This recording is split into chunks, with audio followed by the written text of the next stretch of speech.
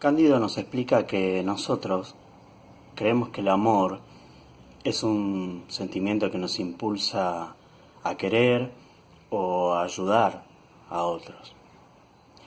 Pero la gran mayoría obra así como proyección de sí mismo, de aquello que está en resonancia, ¿no?, con uno, de lo que juzga bueno, de lo que juzga que es justo, ¿no?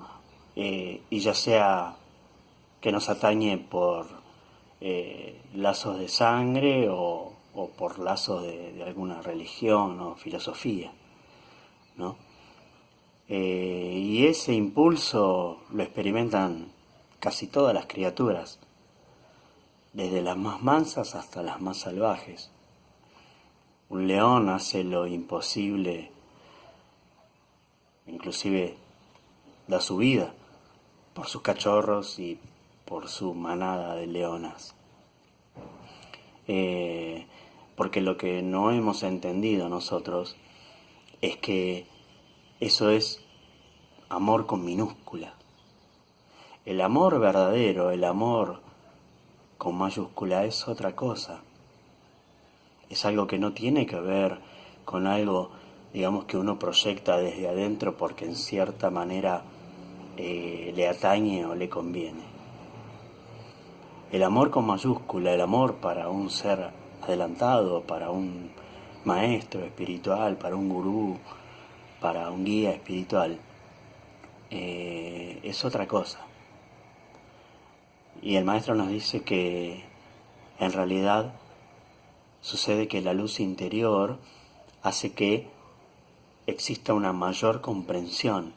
Y hay tanta, pero tanta comprensión del por qué suceden las cosas, del por qué hay tanta heterogeneidad de destinos, por qué la gente comete errores, por qué la gente hace cosas malas.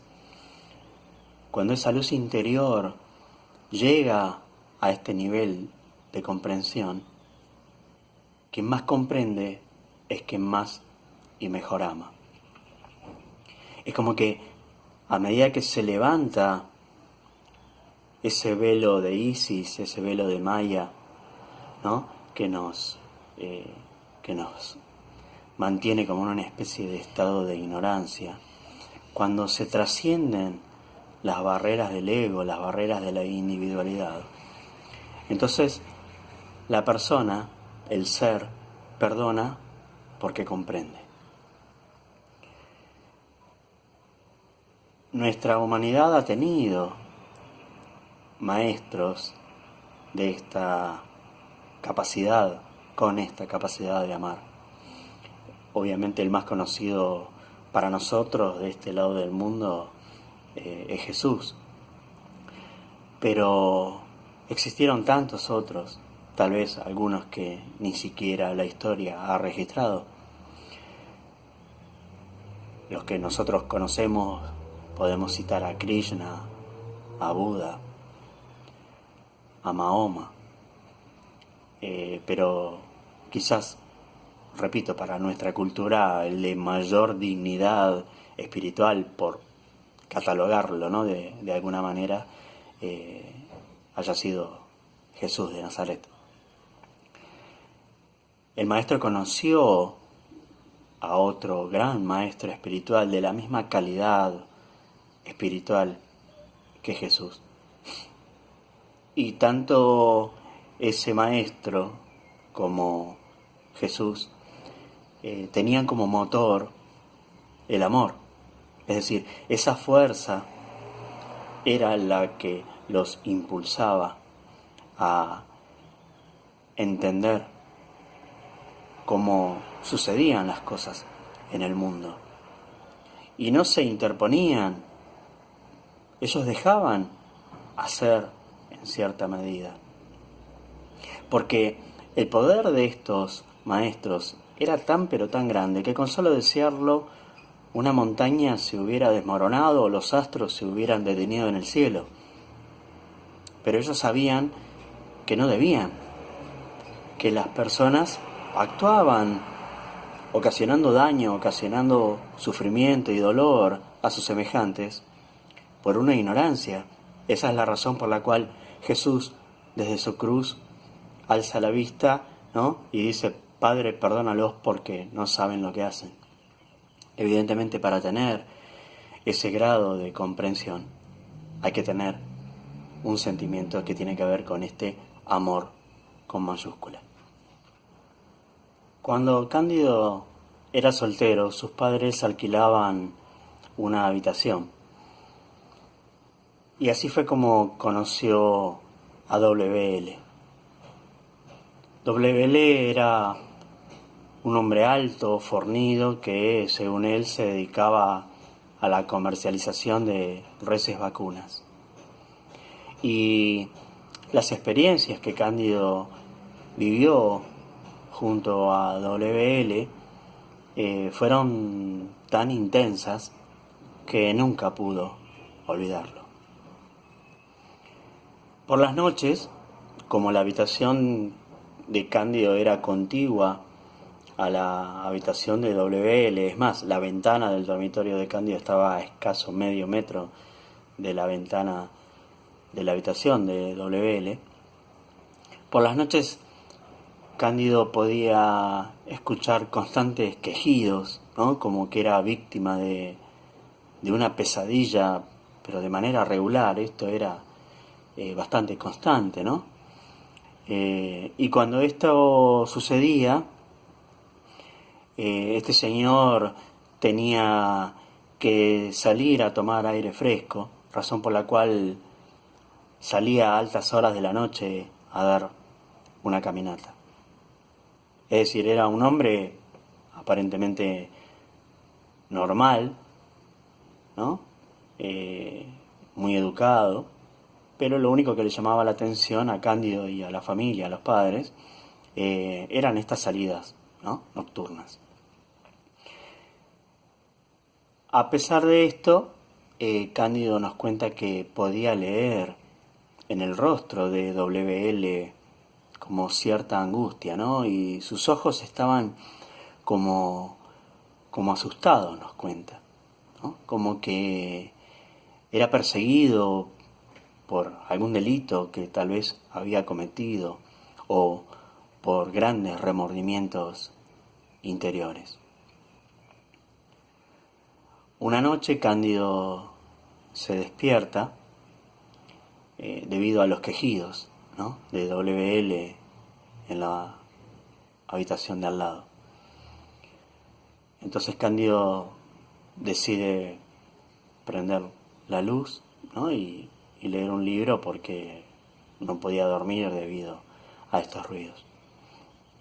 Y de repente los quejidos se volvían cada vez más intensos hasta que empezó a escuchar ruidos muy fuertes, ¿no? Como que el cuerpo golpeaba contra los muebles y las paredes, ¿no? Cándido pensaba que había enloquecido, perdón. Y de repente W.L.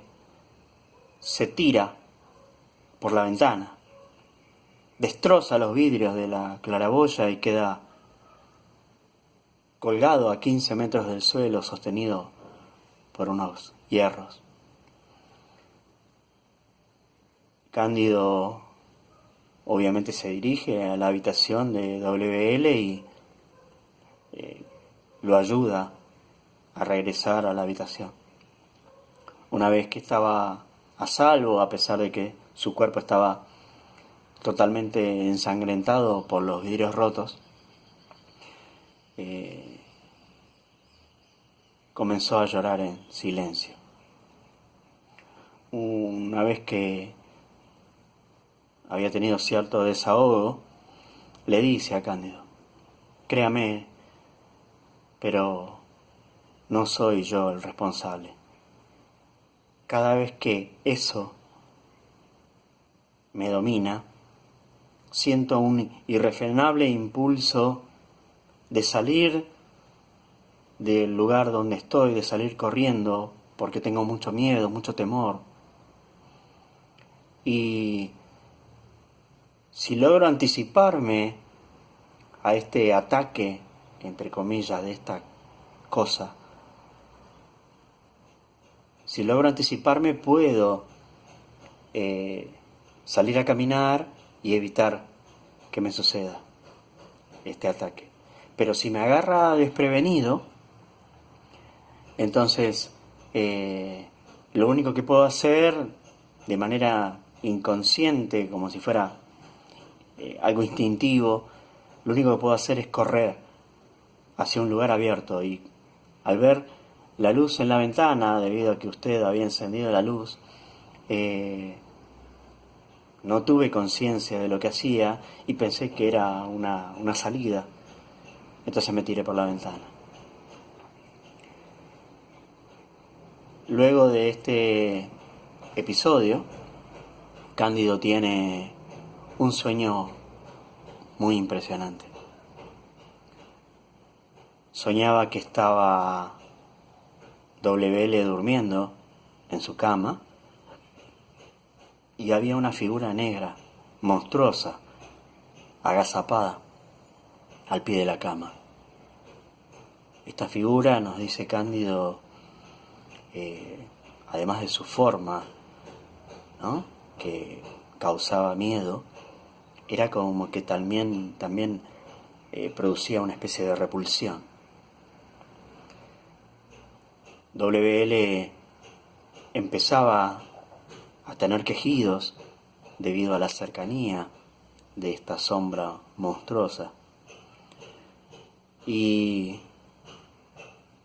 de repente esta criatura empieza a abalanzarse sobre el cuerpo de WL. Los quejidos del hombre eran cada vez más intensos, hasta que de repente una figura blanca se interpone entre ambos. Y entonces la escena tiene un clima totalmente distinto, ¿no?, nos cuenta Cándido. Es como que ese clima de angustia y de tensión se transforma en un clima como de una sensación de paz y de armonía.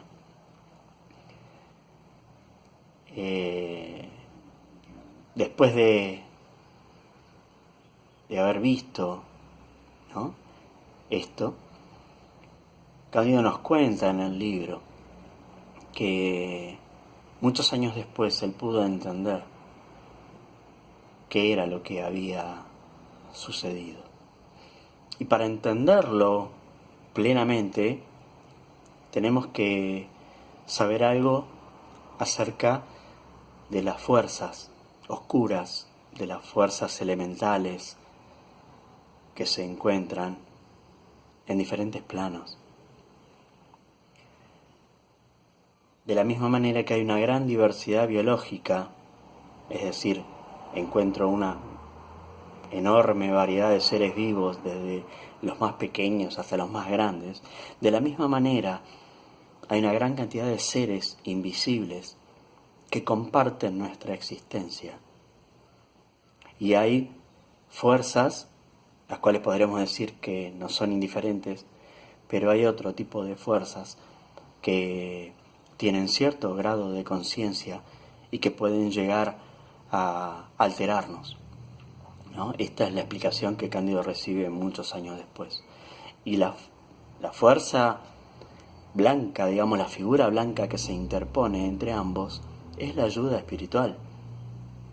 La ayuda espiritual que recibimos todos si somos merecedores de esa ayuda, ¿no? En donde cuando somos atormentados por fuerzas oscuras, estas fuerzas del bien, estos seres del bien, nos protegen de cualquier daño a nivel físico, a nivel mental o a nivel emocional. Estas fuerzas pueden introducirse dentro del psiquismo de las personas, pueden hacer que vean cosas, que escuchen cosas, que sean atormentados durante toda su vida por visiones o por audiciones. Y hay veces que esto obviamente trastorna el normal funcionamiento cerebral, ¿no? Y gran cantidad de ellos podemos decir que están internados en psiquiátricos, totalmente drogados, con un mal diagnóstico, porque evidentemente la ciencia no cree en este tipo de entidades. Muchas veces estos daños pueden ser físicos, porque cuando se altera la mente y se alteran las emociones, eso hace que se produzca como un estado de vibración, un estado de frecuencia tal que termina desencadenando en una enfermedad, en algún punto débil que pueda llegar a tener la persona. Es decir, que en este universo existen diferentes formas de vida que tienen un, podemos decir, nivel de conciencia elevado, en donde pueden reconocerse a sí mismos. Obviamente me estoy refiriendo a los seres humanos.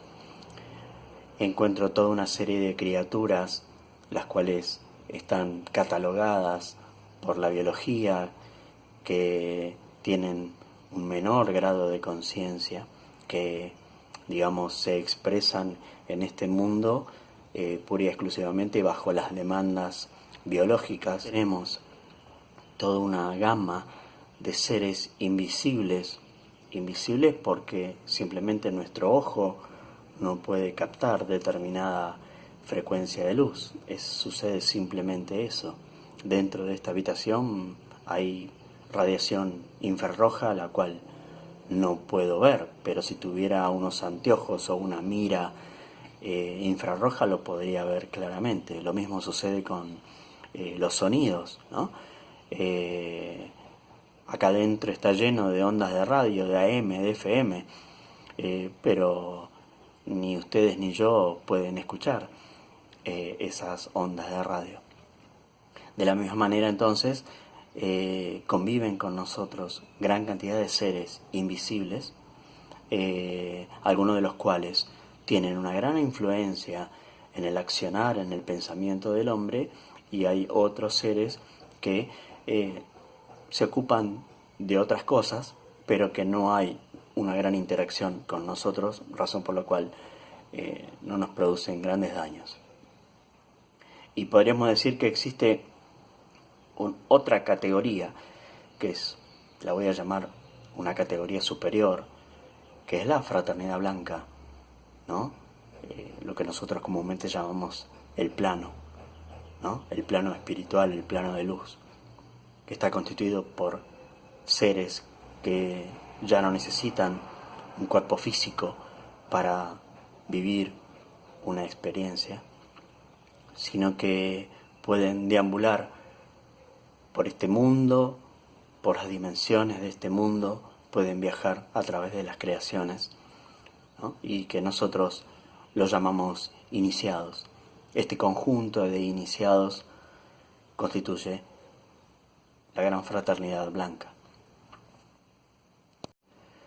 Pero bueno, como todo esto sucedió cuando Cándido era joven y aún no tenía esta explicación que yo acabo de dar, esto le causó cierto grado de insomnio, cierta alteración mental, ¿no? De un estado de estrés, que bueno, los padres finalmente le dijeron a WL que abandone la habitación, y por supuesto así lo hizo.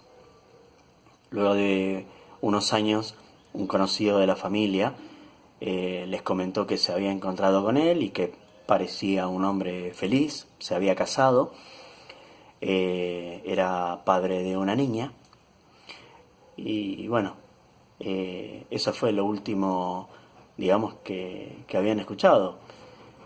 Y de repente se sorprendieron ¿no? Cuando 2 meses después WL muere como consecuencia de rodar por unas escaleras y fracturándose la base del cráneo. Un hombre llega a este mundo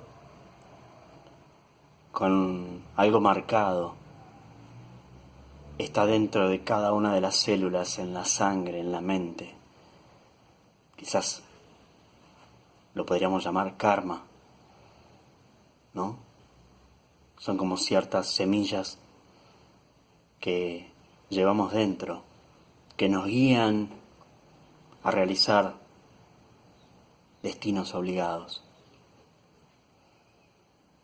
Y que ese destino que cumplimos es el papel que tenemos que cumplir en una creación.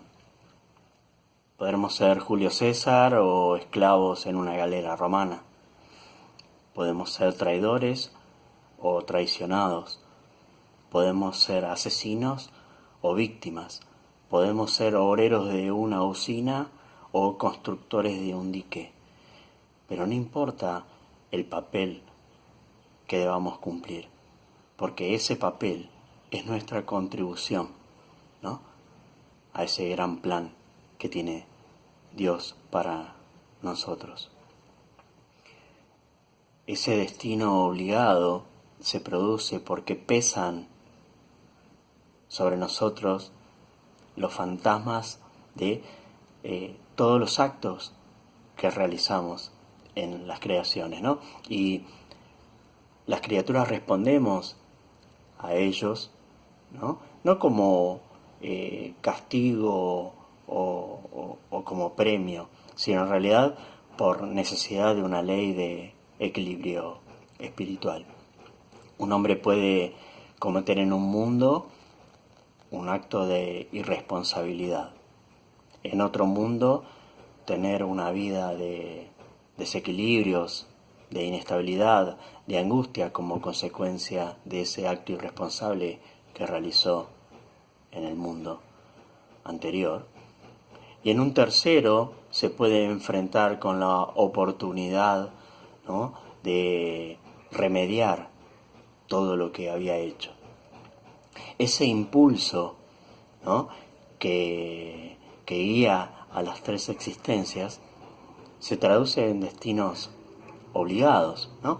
Y el maestro nos explica que esto ocurre del mismo modo a como ocurre en la evolución. Les voy a tratar de explicar en 2 o 3 palabritas cómo es que ocurre la evolución. Me refiero a la evolución de los seres vivos, ¿no?, la evolución de las especies. Cuando un grupo de seres vivos, cuando un grupo de individuos de una determinada especie siente la necesidad biológica de algo, vamos a suponer hay un cambio climático y los seres vivos necesitan mayor protección al frío, entonces esta necesidad biológica es atendida por lo que podemos llamar el genio de la especie, por esta inteligencia superior, ¿no? Y lo que sucede es que esa necesidad biológica, digamos, es satisfecha. Lo que hace la especie es empezar a crear individuos, vamos a suponer cuyo plumaje o cuyo pelaje es mucho más espeso, y de esa manera se protegen del frío. Es decir, surge una necesidad y automáticamente surge una solución. Obviamente esto no se da de un día para el otro, quizás puede tardar cientos o miles de años, en realidad no lo sabemos. Pero de la misma manera que ocurre un proceso evolutivo en donde los seres vivos se adaptan a las situaciones, de la misma manera nuestras acciones hacen que se determinen, ¿sí?, otros destinos. WL nos cuenta el maestro que se complació con la caída de un justo en una existencia anterior, en otra creación. en este mundo, en el planeta Tierra, sufrió tribulaciones por ello. Por eso se encontraba en un estado constante de angustia y era atormentado por estas fuerzas. Pero tuvo una tercera existencia en la cual Cándido fue testigo, ¿no? En donde pudo en cierta manera redimir, ¿no? Todos los errores que había cometido, pudo cerrar esa herida que él mismo se había infligido. Fueron necesarias 3 existencias en 3 creaciones.